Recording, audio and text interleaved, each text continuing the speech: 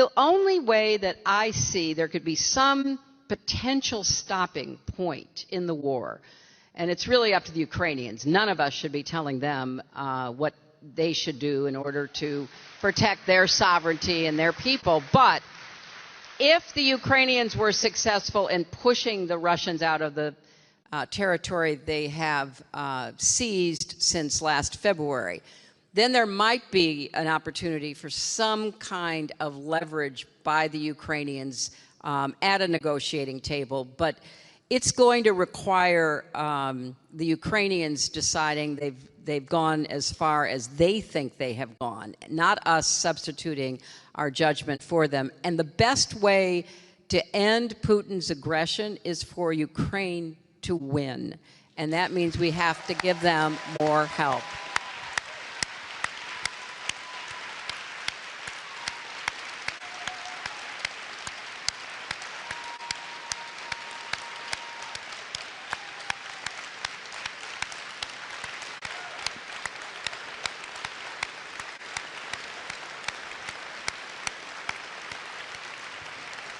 Now, I agree with you, Madam Secretary, that the single strongest message of deterrence we can send to China is a decisive Ukrainian victory. That is something, that is the message that says to all the world's dictators, you know what? Democracy is prepared to fight back, and democracy can actually win. This is my video update from Larnaca, Cyprus on this Monday, midday, May the 8th.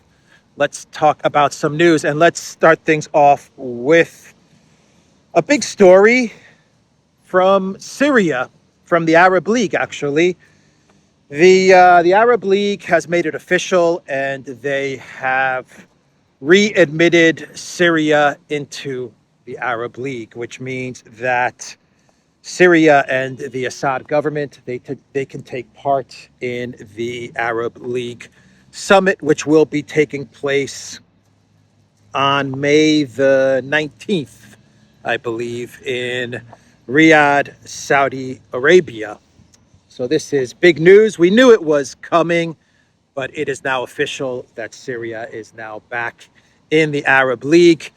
And the Biden White House, when they heard of this news, they were very, very, very upset. We are talking super mad at the fact that Syria has been reinstated into the Arab League. The Biden White House, they criticized the readmission of Syria to the Arab League, stating that Damascus does not deserve to be returned to that organization. And Reuters reported that Washington expressed doubts about the readiness of Syrian President Bashar al-Assad to solve the problem of the crisis caused by the civil war in Syria. That's right. The U.S. doubts that Assad will be able to solve the civil war crisis, not the regime change crisis, but the civil war crisis. Anyway, that is the statement from the Biden White House.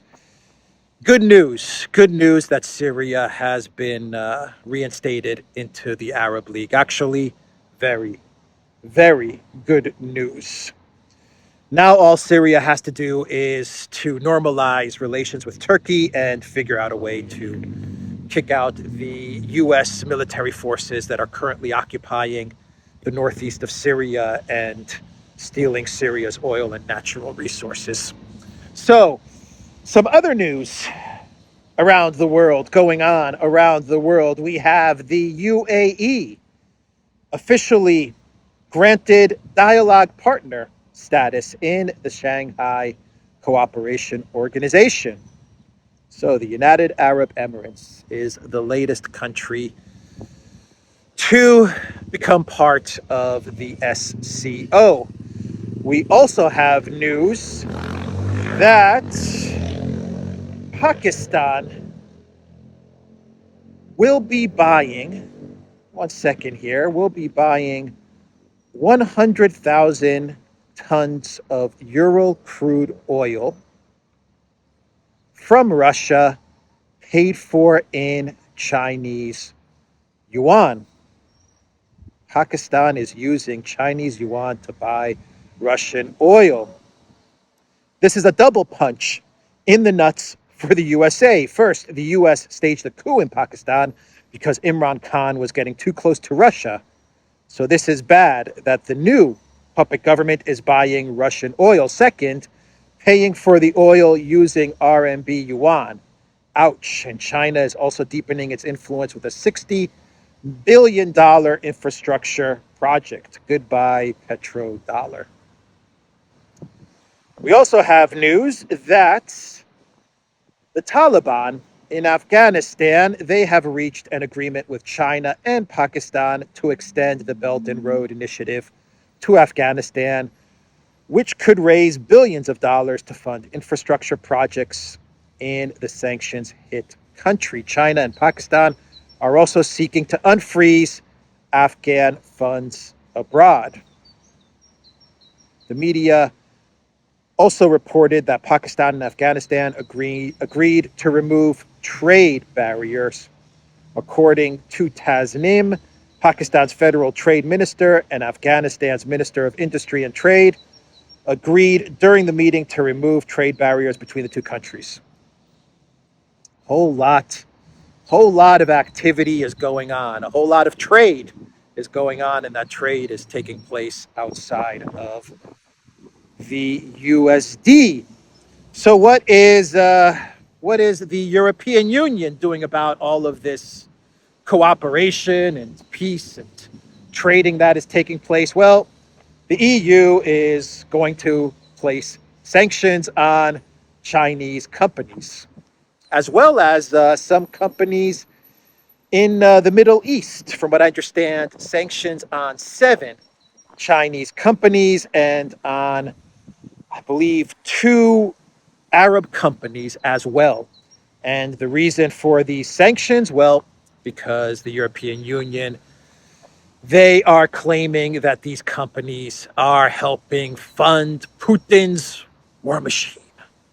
Putin's war machine, and Ursula von der Crazy, she just cannot bring Russia's economy to tatters. And so they are going to place sanctions now on 7 Chinese companies and 2 companies in the Middle East, 2 Arab companies. And this is not going to help the USD, the reserve currency, nor is it going to help the euro, nor is it going to help the EU. This is going to continue to push companies in China and the Middle East away from the collective West. But you know, you have to bring down the Putin regime, even if it means bringing down your own European Union. So they are going to be placing sanctions. Sanctions. Reuters says Brussels plans to slap sanctions on Chinese companies aiding Russia's war machine, Financial Times reports. According to the Financial Times, Russian oil ban is costing Polish oil company PKN Orlen $27 million a day. $27 million a day. State-controlled group still uses Russian oil piped through the Druzhba network, not covered by sanctions. So it looks like the oil sanctions on Russia are not working out too well for the Polish oil company PKN Orlen. $27 million a day, and of course, the people of Poland and the companies of Poland have to pay anywhere between 4 to 10x for the price of oil, which is still Russian oil, but it's being imported from India. It goes to India first, then it's refined, and then it gets sold to Poland. And it gets sold to Poland at a very heavy premium. But hey, you gotta take down Putin's war machine. You gotta bring Russia's economy to tatters. And yesterday I reported that Poland is also seeking to block agricultural products from Russia as well, so that the people of Poland can pay for the same Russian agricultural products, but they will just pay 10 times more because Russia will take those agricultural products and they'll export them to, I don't know, India, and then India will sell them back to Poland at 10 times more. But why not? Why not continue to destroy your own economy with the belief that somehow you are bringing down the Russian economy? Anyway, that's the news from the EU. That's the news from Poland. By the way, I am at the World War II monument to honor the heroes that fought in World War II. And actually, a couple of days ago, there was an event at this very monument organized by the Russian embassy as well as the cultural center, and there was quite a large turnout to honor the soldiers, including the soldiers from Cyprus who fought in World War II. So this is where I am, and right over there is a beautiful church. We'll go to that church in a bit. Check that out as well. So let's now talk about what is going on in Ukraine. And so over the past couple of days, we've had quite a bit of drama in Bakhmut with Prigozhin and the Russian Ministry of Defense, Shoigu, Gerasimov. And there was a public row, a very controversial video. And yesterday it looked like this dispute and this conflict was going to be smoothed over by Kadyrov, and he was going to come to Bakhmut with his Chechen fighters, and they were going to take over for Wagner on May 10th, when Prigozhin said that Wagner was going to be leaving Bakhmut because of a lack of ammunition.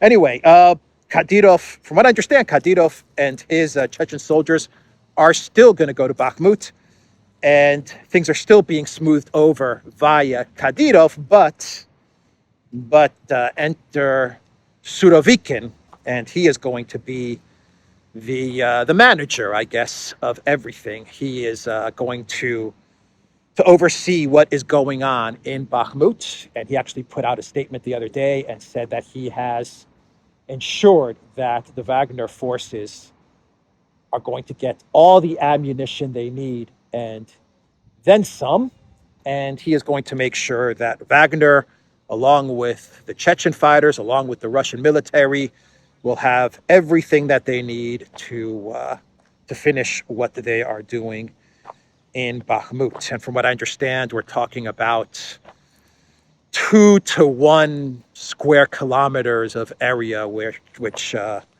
is still not under the control of the Russian military. We're talking about a very, very small amount of territory that remains before the Russian Ministry of Defense can claim that they control 100% of Bakhmut. So Surovikin is the person that has been tapped by the Kremlin to smooth everything out, to put this dispute behind Russia, to put this dispute to rest, and to continue forward in the mission and objectives, not only in Bakhmut but elsewhere. Interestingly enough, Prigozhin put out a statement, and he said that he was planning with Surovikin 6 months ago that Wagner was going to move towards Bakhmut so that they could create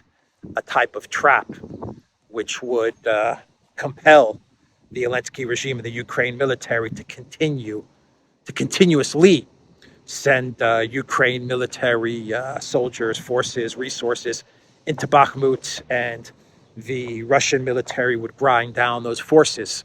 So this was part of, according to Prigozhin, this was part of Surovikin's plan to begin with 6 months ago, was to create this type of situation in Bakhmut. And according to the statement that Prigozhin put out, it worked.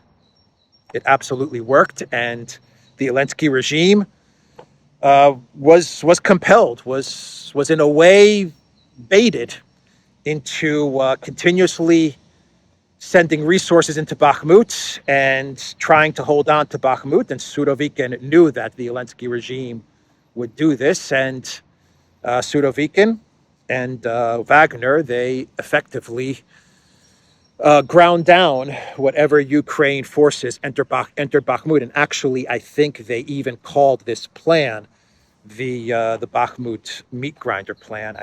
That was the actual name that they called this operation. This is according to a statement. I believe this was a statement that Prigozhin put out the other day. Prigozhin gets along with Surovikin, and from what I understand, he respects Surovikin very much. So the whole Prigozhin video incident, from a media perspective, it damaged Russia, I believe. It damaged Russia. I still don't think it was theater, just because Prigozhin lashed out at Shoigu and Gerasimov. That to me indicates that this wasn't any type of theater. I think there was disputes going on, but the Kremlin, they figured out a way to smooth everything over. First with Kadyrov, now with Surovikin, and it looks like the Russian military is back on track. And tomorrow is Victory Day, May 9th, and I saw videos of the final rehearsal taking place on Red Square for the Victory Day celebrations. And we have 24 hours before the parade kicks off. Actually, less than 24 hours before the parade kicks off. And there's a lot of analysts who are saying that the Zelensky regime is doing everything they can to hold on to this 1 or 2 square kilometers of territory in Bakhmut, just so the Russian government does not say that they have taken 100% of Bakhmut, which is a pretty incredible bit of news, to think that the Zelensky regime is so obsessed with media narratives that they would continue to keep soldiers in Bakhmut, whether it's 1% of the territory, whether it's 5%, whether it's 10%. They kept soldiers in Bakhmut, and they kept on pouring in soldiers into Bakhmut, knowing that the city would eventually be taken by the Russian military. But they did this just so they can make it to May 9th and prevent the Russian military and the Kremlin from announcing before May 9th that they have 100% control of Bakhmut. How many thousands of soldiers had to die just so that Zelensky can claim some sort of media narrative, some sort of media win? Articles along the lines of like it's May 9th, Victory Day, and the Putin regime was unable to claim victory in Bakhmut. I can see like posts from the New York Times or CNN, the Washington Post, coming up with headlines and titles like that. You know, as Putin, as the Putin regime celebrates Victory Day with a big parade, they're unable to claim a victory in Bakhmut. You know, there's your title from the collective West. Incredible, incredible how obsessed the collective West and the Zelensky regime is with media and media narratives. Absolutely incredible. So Budanov, the intel guy, that I would say is the guy that's coordinating all of these terrorist attacks on journalists. He gave an interview the other day, and this guy's a real bad dude. He gave an interview the other day, and he said that Russia is absolutely running out of missiles, drones, weapons. Russia is tapped out. This is what he said like 1 or 2 days ago. This is Budanov, the chief intel guy and the guy that is coordinating a lot of the recent terrorist activities against journalists and politicians and authors and stuff like this.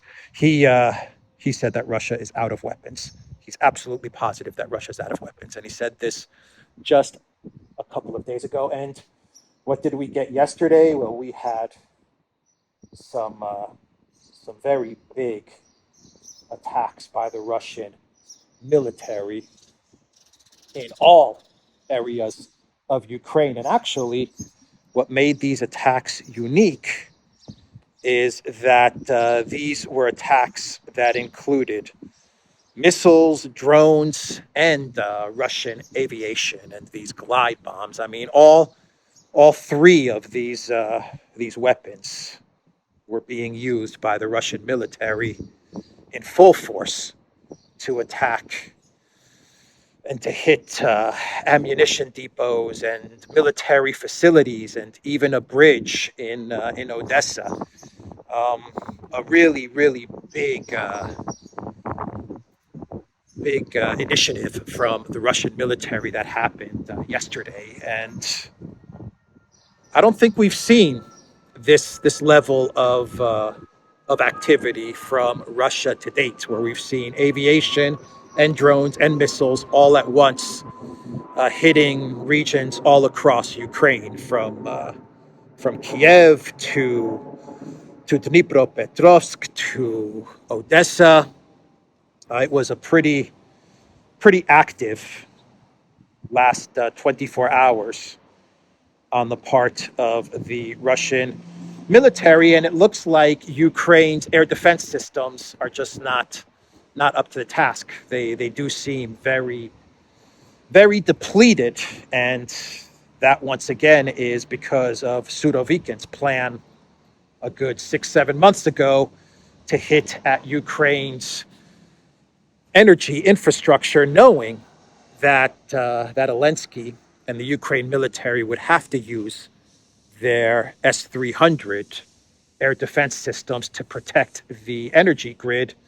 And what the Russian military was doing was that they were depleting Ukraine of their air defense systems. And now it looks like the Russian aviation is really starting to kick in, and it's really starting to target areas throughout Ukraine. And one of the big strikes that happened was in Odessa.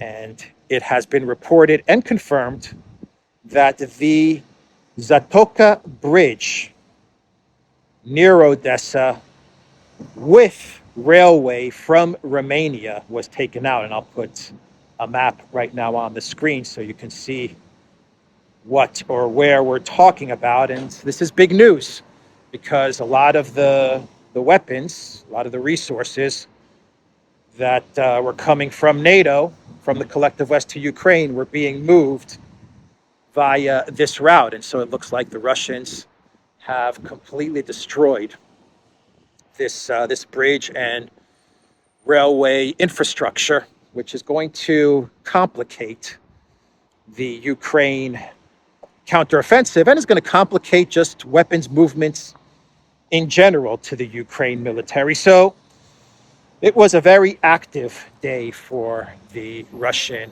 forces all throughout Ukraine, and the Russian forces were very active, while at the same time you have clowns like Budanov giving interviews and stating that Russia is completely tapped out of missiles and ammo and drones and weapons.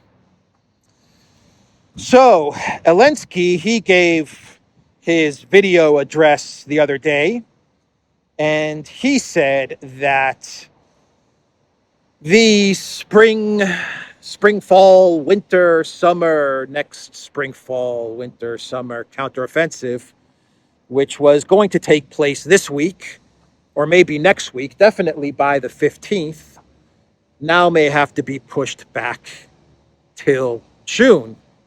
And the reason for the pushing back of this counteroffensive is because Ukraine has still not received all the weapons and all the training that they need to launch this counteroffensive. And according to various reports, Commander Syrsky, he had a one-on-one with Zelensky, and he told Zelensky that once again, the weather conditions are just not favorable for the Ukraine military so that they can go on this big counteroffensive, because according to Syrsky, and this is actually, this is my clown world, I guess, because according to Syrsky, Putin is using his weather machine to make it rain. He is making it rain in the east of Ukraine and the south of Ukraine, and it is making the roads very, very muddy. And according to Syrsky, he is advising Zelensky that they have to postpone the counteroffensive. So it is Putin's weather machine that is leading to the postponement of the counteroffensive. Putin and his weather machines. Putin, the man that controls the weather. Let's see, that is my clown world, and I'm trying to see if I have anything else that I need to update everybody on. The story about Berlin banning the Russian flag for May 9th celebrations, for Victory Day celebrations. It looks like courts in Germany, in Berlin at least, have lifted a ban on displaying Russian flags during the upcoming Victory Day Immortal Regiment March in the German capital. This ban had been imposed by the city's police, which vowed to challenge the court's ruling. So, at first we had a ban in various regions in Germany where they were not going to allow the Russian flag or the Ukraine flag during these World War II celebrations. Then they allowed the Ukraine flag, and they were going to keep a ban on the Russian flag, the Soviet flag. And now it looks like they're going to allow all flags, at least in Berlin. It looks like they're going to allow all the flags for the Victory Day commemoration and celebration. And finally, let's do one more story. And I guess this could be another clown world. No, I think this definitely is another clown world. From what I understand, the Zelensky regime, they have announced that May 9th will not be Victory Day. They won't commemorate the defeat of the Nazis on May 9th. And instead, they are going to call it Europe Day.